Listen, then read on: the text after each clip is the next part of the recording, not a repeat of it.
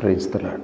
క్రీస్తునందు ప్రియమైన సోదరి సోదరులకు ప్రభువైన యేసుక్రీస్తు ప్రశస్తమైన నామంలో ఈ రాత్రి మరి ఒకసారి మీ అందరికీ ప్రత్యేకమైన వందన తెలియజేస్తూ ఉంటున్నాం.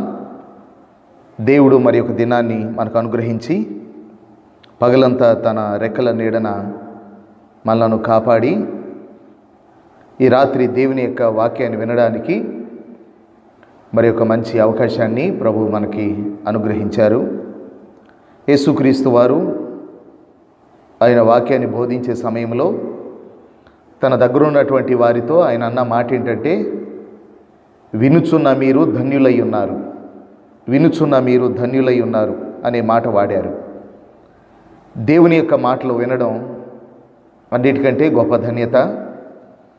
మనము ఈ విపత్కర పరిస్థితుల్లో దేవుని యొక్క కృపను బట్టి వాక్యాన్ని మనం ధ్యానం చేయటానికి దేవుడు చక్కటి వాతావరణాన్ని ఆయన అనుగ్రహించి ఆయన పాదాల దగ్గర గడిపే కృప దేవుడు మనకిచ్చాడు.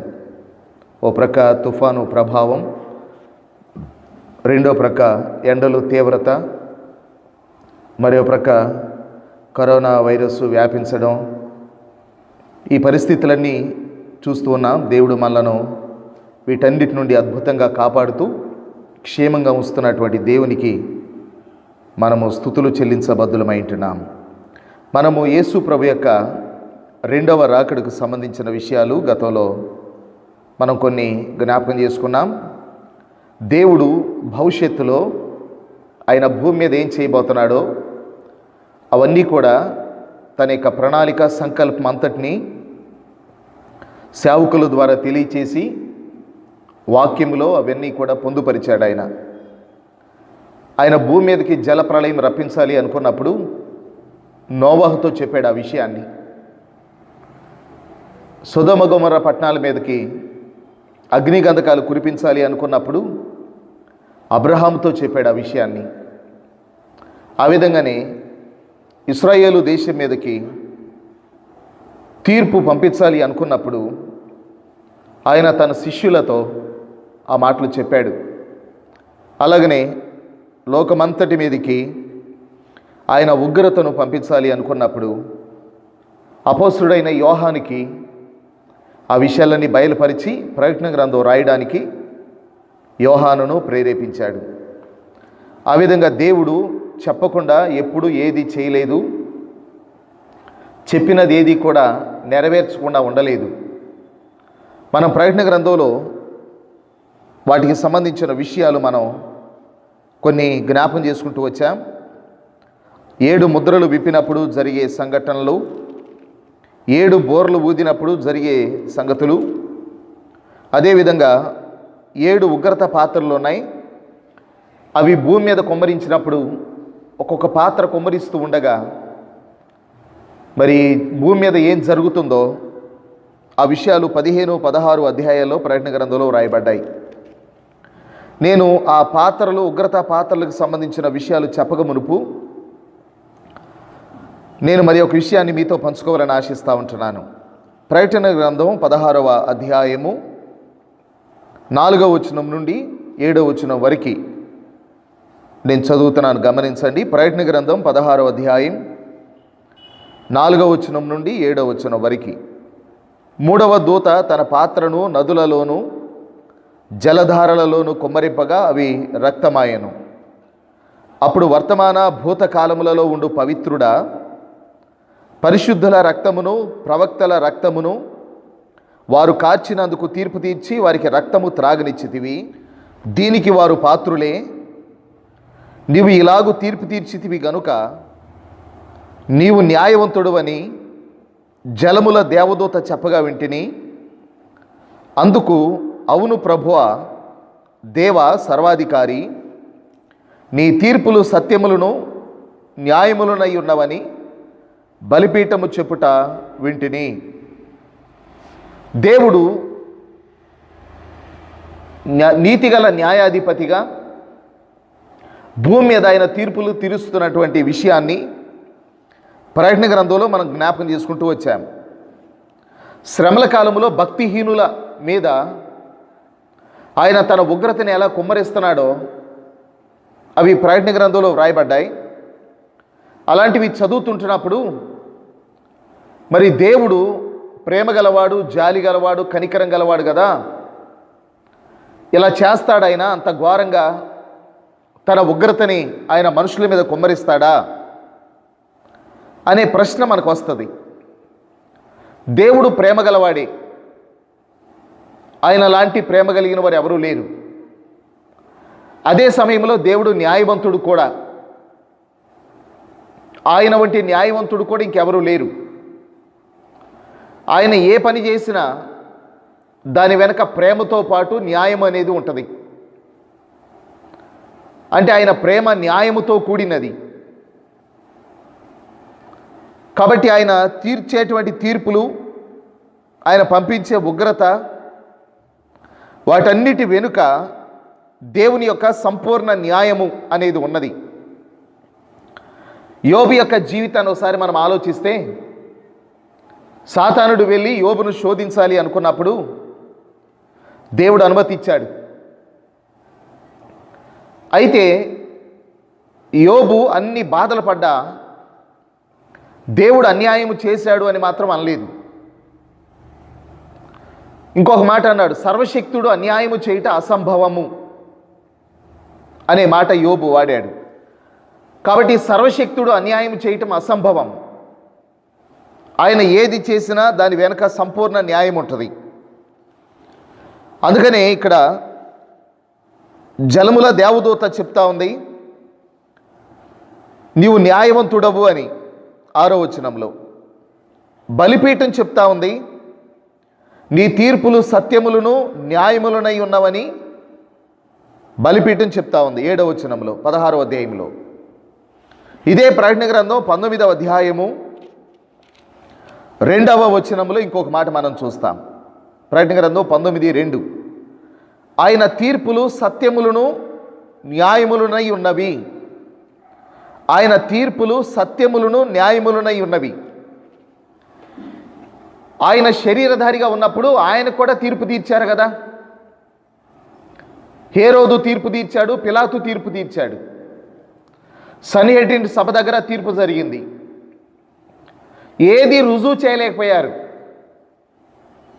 కానీ సిలువేశారు ఆయన్ని. అంటే అన్యాయమైనటువంటి తీర్పు తీర్చారు ఆయన్ని. ఆయన తీర్పులు అలా అన్యాయంగా ఉండవు. పిలాతులాగా చేతులు కడుక్కొని నాకు సంబంధం లేదన్నట్టుగా ఆయన తీర్పులు తీర్చేవాడు కాడు. యేసు ప్రభు యొక్క తీర్పుల్లో సంపూర్ణ న్యాయం ఉంటుంది. బైబిల్లో కీర్తనకారుడు 51వ కీర్తనలో ఆయన తీర్పును గురించి ఇలా చెప్తూ వచ్చాడు. కీర్తనల గ్రంథం 51వ కీర్తన 4వ చరణం. నీకు కేవలము నీకే విరోధముగా నేను పాపము చేసి ఉన్నాను, నీ దృష్టి ఎదుట నేను చెడుతనము చేసి ఉన్నాను. కావున ఆజ్ఞ ఇచ్చునప్పుడు నీవు నీతిమంతుడుగా అగపడుదువు, తీర్పు తీర్చునప్పుడు నిర్మలుడుగా అగపడుదువు. దావీదు అన్నాడు, నేను పాపం చేశాను, తీర్పు తీర్చేటప్పుడు నీవు నిర్మలుడుగా అగపడతావు అనే మాటలు వాడాడు. కనుక దావీదు అంటే దేవునికి ఎంతో ఇష్టం. కానీ దావీదు చేసిన తప్పుని దేవుడు సమర్థించలేదు. దావీదు చేసినటువంటి ఆ పాపమును బట్టి ఇది మొదలుకొని ఇంటి వారికి సదాకాలం యుద్ధాలు జరుగుతాయి అన్నాడు ఆయన. తన కుమారుడైన అబ్షాలోము ఏ విధంగా తిరుగుబాటు చేస్తాడో ఆయన దావీదు యొక్క పాపాన్ని బట్టి తీర్పు తీర్చాడు. నరకానికి వెళ్లకుండా నేను తప్పిస్తున్నాను, నువ్వు పశ్చాత్తాపడ్డావు గనక. కానీ నువ్వు ఈ తప్పు చేసి నా నామాన్ని అవమానపరిచావు గనక నీ ఇంటి వారికి యుద్ధాలు కలుగునట్లుగా చేస్తున్నా అని తీర్పు తీర్చాడు. దాని తర్వాతే దావీదు యొక్క కుటుంబ జీవితంలో చాలా రకాలైన సమస్యలు అనేవి ప్రారంభమైనవి. దేవుడు తీర్పు తీర్చేటప్పుడు నీతిమంతుడిగా ఉంటాడు, నిర్మలుడిగా ఉంటాడు. అయితే రానున్న కాలంలో దేవుని యొక్క తీర్పులు 3 రకాల తీర్పులు ఉన్నాయి. నేను ఈ రాత్రి మొదటి తీర్పును గురించి మీతో పంచుకోవాలని ఆశిస్తూ ఉంటున్నాను. మనం భవిష్యత్తులో 3 తీర్పులు ఎదుర్కొంటాం. అందులో ఈ రాత్రి మొదటి తీర్పును గురించి మనం ధ్యానం చేస్తూ ఉన్నాం. ప్రభువైన యేసుక్రీస్తు యొక్క రాకడ కొరకు మనం అందరం ఎదురు చూస్తూ ఉన్నాం. ఆయన మధ్యాకాశానికి వచ్చినప్పుడు కడబోర శబ్దము వినగా రేపపాటు కాలంలో మన మంటి శరీరాలు మహిమను ధరించుకొని ప్రభుని ఎదుర్కోవడానికి మేఘాల మీద మనం వెళ్ళిపోతాం మధ్యాకాశంలోనికి. అదంతా రేపపాటు కాలంలో జరుగుతుంది. మనం ఎప్పుడైతే ఎత్తబడతామో విడవబడిన వ్యక్తులకు భూమి మీద భయంకరమైనటువంటి శిక్షలు ఉంటాయి. 7 ఏండ్ల శ్రమలో విడవబడిన వారికి, ఎత్తబడిన వారికి 7 ఏండ్ల విందు ఉంటుంది. అయితే ఆ మధ్యాకాశంలో, ఆ మేఘమండలంలో ఆ విందుతో పాటు తీర్పు కూడా జరుగుతుంది. దాన్ని క్రీస్తు న్యాయ సింహాసన తీర్పు అంటారు. దేవుని పిల్లలమైన మనం మధ్యాకాశానికి ఎత్తబడిన తర్వాత క్రీస్తు న్యాయ సింహాసనపు తీర్పులో మనమందరం కూడా నిలవబడతాం. తీర్పు తీర్చేది ప్రభువైన యేసుక్రీస్తు. తీర్పు తీర్చబడేది సంఘానికి. అది మధ్యాకాశంలో జరిగేటువంటి తీర్పు. అయితే తీర్పు అంటే శిక్ష కాదు. సంఘానికి ఆయన తీర్పు తీర్చడం అంటే ప్రతిఫలాన్ని ఇవ్వడం. ఎత్తబడిన సంఘానికి శిక్షలు అనేవి ఉండవు. కానీ భూమి మీద మనం చేసిన పనిని బట్టి, జీవించిన జీవితాన్ని బట్టి, నడుచుకున్న నడవడిని బట్టి మధ్యాకాశంలో తీర్పు ఉంటుంది. దానికి తగిన ప్రతిఫలము ఉంటుంది. బైబిల్లో కొరింథీ పత్రికలో అపోస్తలుడైన పౌలు కొరింథీ 2వ పత్రిక 5వ అధ్యాయము 10వ వచనంలో ఇలా చెప్తూ వచ్చాడు. కొరింథీ 2వ పత్రిక 5:10, ఎందుకనగా తాను జరిగించిన క్రియల చొప్పున అవి మంచివైనను సరే చెడ్డవైనను సరే దేహముతో జరిగించిన వాటి ఫలమును ప్రతి వాడును పొందునట్లు మనమందరమును క్రీస్తు న్యాయపీఠం ఎదుట ప్రత్యక్షము కావలియును. ఆ సంఘము ఈ సంఘము అని లేదు, ఆ విశ్వాసి ఈ విశ్వాసి అని లేదు. వందనాలు చెప్పినా, ప్రైజ్ లార్డ్ చెప్పినా, షాలోం చెప్పినా, మరణాత చెప్పినా, స్తోత్రం చెప్పినా,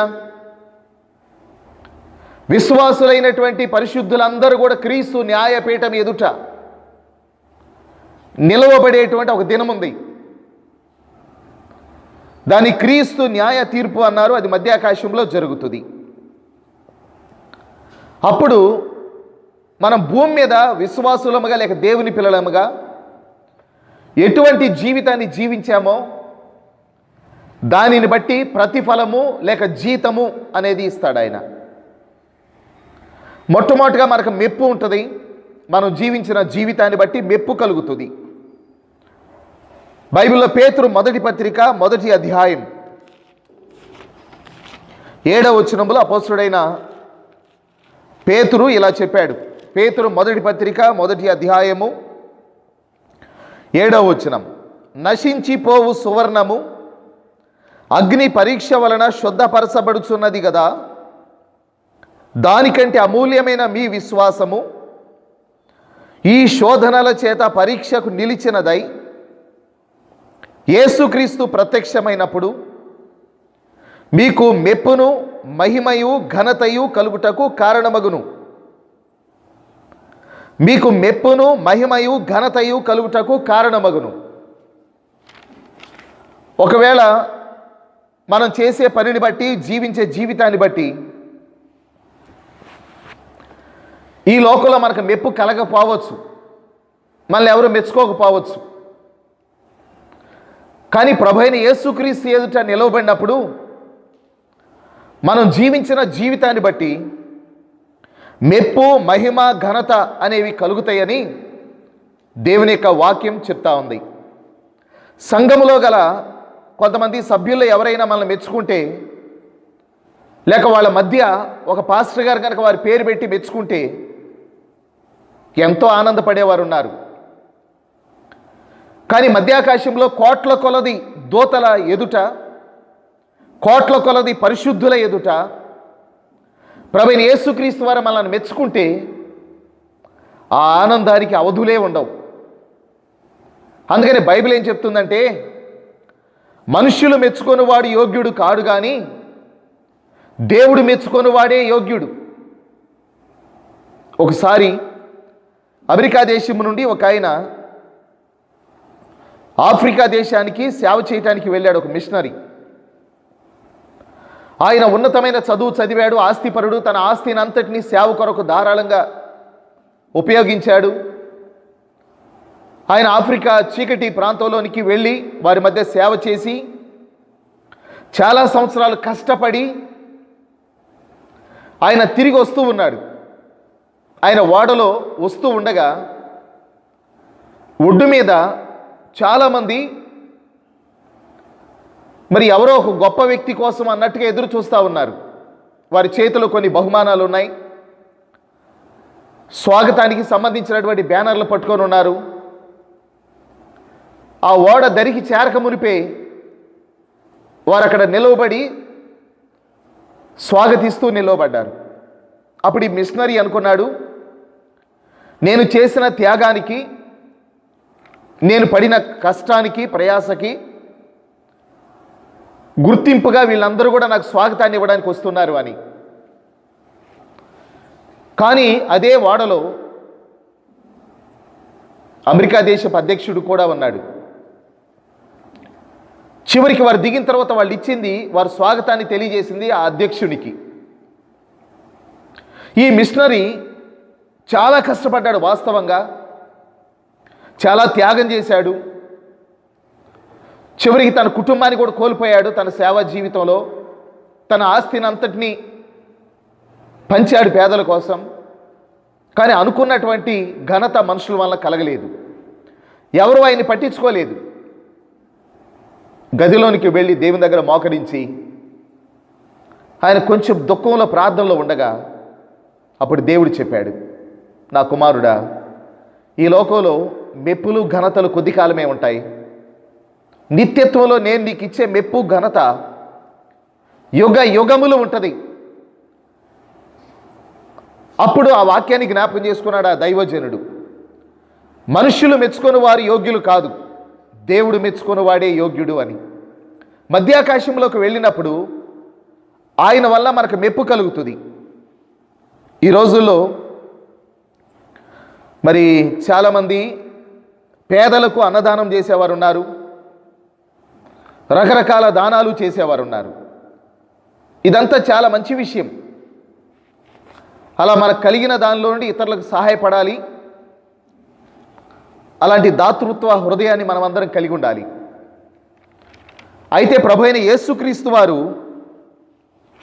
ఆయన మత్తయి సువార్త 6వ అధ్యాయంలో కొండ మీద ప్రసంగంలో ఆయన ఒక మాట ఇలా చెప్పాడు. 6వ అధ్యాయం 1 నుండి, మనుష్యులకు కనబడవలెనని వారి ఎదుట మీ నీతి కార్యము చేయకుండా జాగ్రత్త పడుడి. లేని ఎడల పరలోకమందున్న మీ తండ్రి యొద్ద మీరు ఫలము పొందరు. కావున నీవు ధర్మము చేయనప్పుడు మనుషుల వలన ఘనతనొందవలెనని వేషధారులు సమాజ మందిరములలోనూ వీధులలోనూ చేయులాగున నీ ముందర బోర ఊదింపవద్దు. వారు తమ ఫలము పొంది ఉన్నారని నిశ్చయముగా మీతో చెప్పుచున్నాను. నీవైతే ధర్మము చేయనప్పుడు నీ ధర్మము రహస్యముగా ఉండు నిమిత్తము నీ కుడి చెయ్యి చేయునది నీ ఎడమ చేతికి తెలియకుండవలెను. అట్లయితే రహస్యమందు చూచు నీ తండ్రి నీకు ప్రతిఫలమిచ్చును. ఎప్పుడు ఇస్తాడైన ప్రతిఫలం? మధ్యాకాశానికి వెళ్ళినప్పుడు మెప్పు, మహిమ, ఘనత క్రీస్తు న్యాయ తీర్పులో మనం పొందుతాం. కాబట్టి మన దేశానికి వచ్చి ఎంతోమంది మిషనరీస్ వారి యొక్క జీవితాలు త్యాగం చేశారు. వారి ఆస్తిపాస్తులన్నీ త్యాగం చేసి సువార్త పనిచేసి రక్షణలోనికి నడిపించిన వారు ఉన్నారు. వారందరికీ మహిమ, మెప్పు, ఘనత మధ్యాకాశంలో కలుగుతుంది. మనం కూడా అలా ఉండాలి అనేది వాళ్ళ జీవితాలను చూస్తూ ఉంటున్నప్పుడు మనకు అర్థమవుతుంది. ఆయన అన్నాడు కదా, నశించిపోవు సువర్ణం అగ్ని పరీక్ష వలన శుద్ధపరచబడుతున్నది కదా, దానికంటే అమూల్యమైన మీ విశ్వాసము ఈ శోధనల చేత పరీక్షకు నిలిచినదై యేసుక్రీస్తు ప్రత్యక్షమైనప్పుడు మీకు మెప్పును, మహిమయు, ఘనతయు కలుగుటకు కారణమగును అన్నాడు. క్రీస్తు న్యాయ తీర్పులో మనకి మొట్టమొదటిగా మెప్పు కలుగుతుంది. రెండవది, క్రీస్తు న్యాయ తీర్పులో కిరీటములు ఇవ్వబడతాయి మనకి. ప్రకటన గ్రంథం 22వ అధ్యాయం 12వ వచనంలో ఆయన ఇలా అన్నారు. ప్రకటన గ్రంథం 22:12, ఇదిగో త్వరగా వచ్చుచున్నాను, వాని వాని క్రియల చొప్పున ప్రతి వానికిచ్చుటకు నేను సిద్ధపరిచిన జీతము నా యుద్ధ ఉన్నది. ఇంతకీ ప్రభు ఇచ్చే జీతం ఏంటంటే కిరీటములే. ఆయన జీవ కిరీటాన్ని ఇస్తానన్నాడు. యాకోబు పత్రిక 1:12లో ఈ జీవ కిరీటం ఎవరికంటే శోధనలు జయించేవారికి, శ్రమలు సహించేవారికి. యేసు ప్రభుని నమ్ముకున్న తర్వాత నీతిగా, న్యాయంగా బ్రతుకుతుంటున్నప్పుడు కొన్నిసార్లు మనకి శోధనలు, శ్రమలు కలుగుతాయి. యోసేపు తప్పు చేయకపోయినా పోతీఫర్ భార్య శోధించడం, అంత మాత్రమే కాదు, యోసేపు మీద నేరాన్ని మోపి చెరసాల్లో వేయడం, శోధన, శ్రమ. ఇలాగ శోధనలు జయించిన వారికి, శ్రమలు సహించిన వారికి జీవ కిరీటం ఉంటుందని యాకోబు పత్రిక 1:12లో చెప్పాడు ఆయన. తర్వాత పేతురు మొదటి పత్రిక 5వ అధ్యాయం 2-4 వచనాల్లో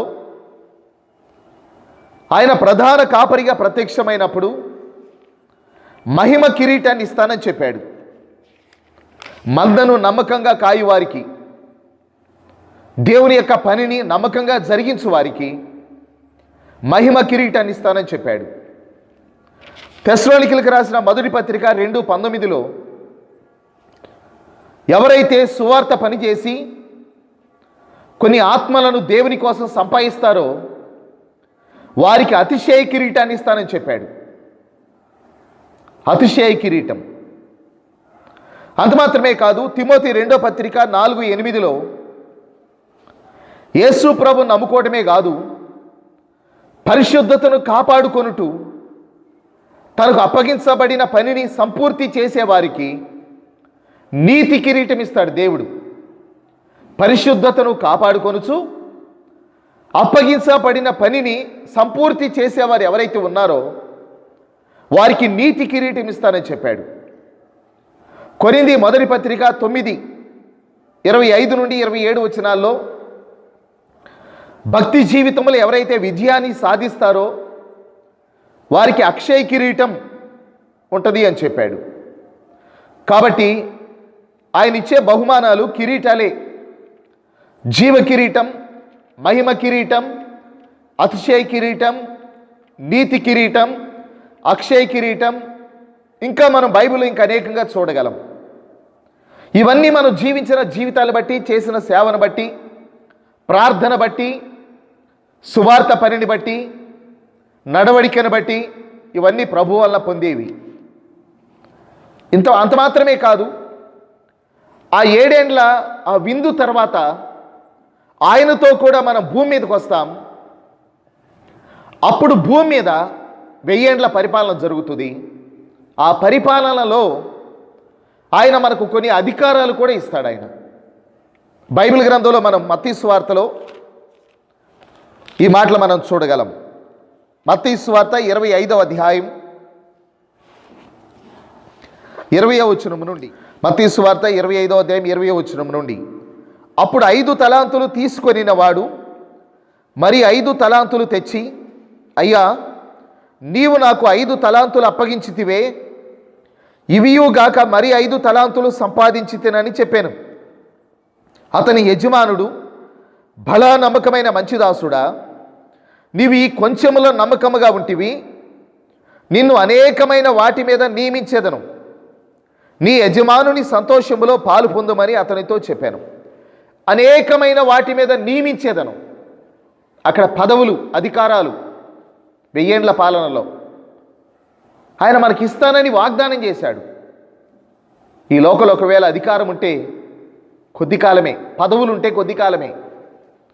కానీ 1000 ఏండ్ల పాలనలో మనకిచ్చేటువంటి అధికారములు, పదవులు ఆయన పరిపాలించినంత కాలం ఆ 1000 ఏండ్లు మనం కలిగి ఉంటాం. ఆ విషయాలు మనం చూస్తూ ఉన్నాం. అంత మాత్రమే కాదు, శిష్యులు యేసు ప్రభుని ఇలా అడిగారు, మేము సమస్తమును విడిచిపెట్టి నిన్ను వెంబడించాం కదా, మాకేం దొరుకుతుంది అని అడిగారు. మత్తయి సువార్త 19వ అధ్యాయము 27వ వచనంలో వారు అలాగ అడిగారు. అప్పుడు 28వ వచనంలో ప్రభు ఇలా చెప్పాడు, యేసు వారితో ఇట్లా, నేను ప్రపంచ పునర్జననమందు, అంటే కింద పునఃస్థితి స్థాపన యందు అన్నాడు. దీన్నే మిలీనియం లేక 1000 ఏండ్ల పాలన అంటాం. ఆ ప్రపంచ పునర్జననమందు మనుష్య కుమారుడు తన మహిమగల సింహాసనం మీద ఆసీనుడై ఉండునప్పుడు నన్ను వెంబడించిన మీరును 12 సింహాసనముల మీద ఆసీనులై ఇశ్రాయేలు 12 గోత్రముల వారికి తీర్పు తీర్చుదురు. నా నామము నిమిత్తము అన్నదమ్ములనైనను, అక్క చెల్లెండ్రనైనను, తండ్రినైనను, తల్లినైనను, పిల్లలనైనను, భూములనైనను, ఇండ్లనైనను విడిచిపెట్టిన ప్రతివాడును 100 రెట్లు పొందును. ఇది గాక నిత్య జీవమును స్వతంత్రించుకొనును అన్నాడు. 100 రెట్లు పొందుతారు. కనుక మిషనరీసు వారికి ఉన్న ఆస్తిపాస్తులన్నీ దేవుని పని కొరకు వారు ఖర్చు చేయడానికి కారణం ఏంటంటే, ఈ లోకంలో మనం ఎంత కూడగట్టుకున్నా అది విడిచిపెట్టేదే. కానీ మనం దేవుని కోసం, ప్రజల కోసం త్యాగం చేసినప్పుడు ఆ 1000 ఏండ్ల పాలనలో 100 రెట్లు మనం పొందుతాం. కనుకనే మిషనరీస్ మన దేశానికి వచ్చినప్పుడు హాస్పిటల్స్ కట్టించారు, స్కూల్స్, కాలేజెస్ కట్టించారు, చర్చెస్ కట్టించారు, అదేవిధంగా వంతెనలు కట్టించారు. పేద ప్రజలకు చదువులు చెప్పించడమే కాదు, వారు ఉద్యోగాలు ఇచ్చారు. అంత మాత్రమే కాదు, వారు అనేక విధాలుగా ఆర్థికంగా సహాయపడి వారిని పైకి తీసుకొచ్చారు. ఇవన్నీ ఎందుకు చేశారు వారు అంటే, ఈ లోకంలో మనం ఏదైతే దేవుని కోసం త్యాగం చేస్తామో అది ఆ తర్వాత 100 రెట్లు మనం పొందుతామని బైబిల్ చెప్తా ఉంది. బైబిల్ హెబ్రీలకు రాసిన పత్రిక 10వ అధ్యాయంలో హెబ్రీ సంఘాన్ని గురించి పౌలు ఇలా చెప్పాడు. హెబ్రీ పత్రిక 10వ అధ్యాయము 34వ వచనం, 34, ఎలాగనగా మీరు ఖైదులో ఉన్న వారిని కరుణించి మీకు మరి శ్రేష్టమైన స్వాస్థ్యం ఉన్నదని, స్థిరమైనదియునైన స్వాస్థ్యం ఉన్నదని ఎరిగి మీ ఆస్తి కోల్పోవుటకు సంతోషముగా ఒప్పుకుంటిరి. చూడండి, వాళ్ళు శ్రేష్టమైన, స్థిరమైన స్వాస్థ్యం ఉన్నదని ఎరిగి వారి ఆస్తి కోల్పోవడానికి సంతోషంగా ఒప్పుకున్నారు. కాబట్టి హెబ్రీ గ్రంథకర్త ఏమన్నాడు 35వ వచనంలో, కాబట్టి మీ ధైర్యమును విడిచిపెట్టకుడి, దానికి ప్రతిఫలముగా గొప్ప బహుమానము కలుగును అన్నాడు. ఇది 1000 ఏండ్ల పరిపాలనలో జరిగేది. కాబట్టి క్రీస్తు న్యాయ తీర్పు అనేది ఒకటి ఉంది. ఆ క్రీస్తు న్యాయ తీర్పులో మనం మెప్పును పొందుతాం, కిరీటములు పొందుతాం, అధికారములు పొందుతాం. కాబట్టి ప్రభు ఇచ్చిన శరీరాలను ఎట్లా పరిశుద్ధంగా కాపాడుకోగలుగుతున్నామో పరిశీలించుకోవాలి. ప్రభు ఇచ్చిన సమయాన్ని ఎలా సద్వినియోగం చేసుకోగలుగుతున్నామో మనం పరిశీలించుకోవాలి. ప్రభు ఇచ్చిన ఆస్తిపాస్తులను ప్రభు కొరకు ఎలా ఖర్చు పెట్టగలుగుతున్నామో ఆలోచించాలి. ప్రభు ఇచ్చిన తలాంతులు దేవుని కొరకు ఎలా వాడగలుగుతున్నామో కూడా ఆలోచించుకోవాలి. ప్రభు ఇచ్చిన బిడ్డల్ని ప్రభు కోసం ఎలా పెంచగలుగుతున్నామో, ఆత్మీయ జీవితంలో మనం ఎలాంటి ప్రవర్తన కలిగి ఉంటున్నామో, మనకిచ్చిన శక్తి సామర్థ్యాలను ఎంతవరకు ప్రభు కోసం ఖర్చు పెట్టగలుగుతున్నామో మనం పరిశీలన చేసుకోవటం అనేది చాలా అవసరం. ఎందుకంటే క్రీస్తు న్యాయ తీర్పులో మనం నిలవబడినప్పుడు మహిమ, మెప్పు, ఘనత కలుగుతుంది. ఆనాడు మనం బాధపడటం కంటే భూమి మీద ఉన్నప్పుడే ఎంతవరకు చేయగలమో, ఎంతవరకు జీవించగలమో, ఎంతవరకు ఖర్చు పెట్టగలమో, ఎంతవరకు మనంతటి మనం ఖర్చు అయిపోగలమో అంతవరకు మనం చేయగలిగితే క్రీస్తు ఏట నిలవబడినప్పుడు మహిమ, మెప్పు, ఘనత పొందగలమని దేవుని యొక్క వాక్యం ద్వారా మనం చూస్తూ ఉంటున్నాం. రాబోయేటువంటి 3 తీర్పుల్లో మొదటిది క్రీస్తు న్యాయ తీర్పు. అది మధ్యాకాశంలో జరుగుతుంది అనే విషయాన్ని జ్ఞాపకం చేసుకుంటూ ఈ మాటలు నేను ముగిస్తూ ఉంటున్నాను. మనం పరీక్షించుకోవటం చాలా ముఖ్యం. క్రీస్తు ఏట నిలవబడక మునిపే, ఆ బహుమానాలు పొందక మునిపే ఎటువంటి బహుమానాలు ప్రభు మనకి ఇవ్వబోతున్నాడో, ఎటువంటి జీవితాన్ని మనం జీవించగలుగుతున్నామో పరీక్షించుకోవటం చాలా ముఖ్యం. తల్ల ఉంచని ప్రార్థన చేద్దాం వాక్యాన్ని జ్ఞాపకం చేసుకుంటూ. ప్రేమగల పరిశుద్ధమైన మా తండ్రి, రాబోయేటువంటి దినాల్లో భూమి మీద 7 ఏండ్ల శ్రమలు, మధ్యాకాశంలో 7 ఏండ్ల విందు, అంత మాత్రమే కాదు అక్కడ జరిగే న్యాయ తీర్పును గురించి, మీరిచ్చే మహిమ, మెప్పు, ఘనత, కిరీటములు, అదేవిధంగా మీరు మాకు ఇచ్చే అధికారములు, 1000 ఏండ్ల పాలనలో మీతో కూడా పరిపాలించేటువంటి హోదా, ఇవన్నీ ఎంత రమ్యమైనవో, ఎంత అద్భుతమైనవో వాటిని మేము జ్ఞాపకం చేసుకుంటున్నాం. మీరు ఏదైనా ఒక మాట సెలవిచ్చారంటే అది ఖచ్చితంగా మీరు నెరవేరుస్తారు. మమ్మల్ని రక్షించడం మాత్రమే కాదు, ఈ మహిమ, మెప్పు, ఘనత, బహుమానములు, కిరీటములు ఇవన్నీ ఇవ్వడానికి ఇష్టపడుతున్నారు. నేను సిద్ధపరిచిన జీతం నేను తీసుకొని వస్తున్నానని చెప్పారు. నాయన, మేము సిద్ధముగా ఉండి మీరు అక్కడి కొరకు ఎదురు చూడగలగడానికి కృపనివ్వండి. ఈ భూమి మీద మీరు మాకు అప్పగించిన పనిని, నేను ఇచ్చినటువంటి జీవితాన్ని మేము ఏ విధంగా త్యాగం చేయాలో, ఖర్చు పెట్టాలో గుర్తించిన వారమై ఆ విధంగా చేయగలగడానికి మీ కృప దయచేయమని యేసు ప్రభు ఘనమైన నామములో ప్రార్థించి వేడుకొనుచున్నాం తండ్రి, ఆమేన్. మన తండ్రి అయిన దేవుని ప్రేమ, కుమారుడైన యేసుక్రీస్తు వారి కృప, పరిశుద్ధాత్మ దేవుని యొక్క అన్యోన్య సహవాసం చేరువచ్చిన మనకు, వాక్యాన్ని వింటున్న సకల పరిశుద్ధ తోడయుండును గాక. ఆమేన్. Praise the Lord. అందరికీ వందనాలు.